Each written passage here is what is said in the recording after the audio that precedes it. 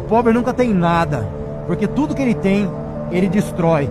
Quando eu era moleque, eu escutei essa frase, eu achei meio arrogante, mas com o tempo eu percebi que não tinha nada a ver com condição financeira, e sim com a forma de pensar. O pessoal sempre me fala, pô, você tem que colocar sua moto na chapa, tem que tirar de giro, ferro não sente dor. Eu escuto muito isso, ferro não sente dor. E não, meu querido, eu não vou fazer isso com a minha moto não, tá? Isso aqui, ó, não foi papai e mamãe que deu, não. Isso aqui não foi com dinheiro de tigrinho que eu comprei, não, meu filho. Isso aqui foi trabalhando, tá?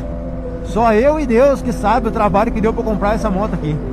Então eu não vou ficar judiando dela, não vou ficar estragando ela, tá bom? Se chegou fácil pra você aí, meu querido, meus parabéns. Mas pra mim não foi, não. Você que tem trabalho pra conquistar suas coisas, não vai na onda desse povo aí não, filho. Senão você nunca vai ter nada. O pobre nunca tem nada.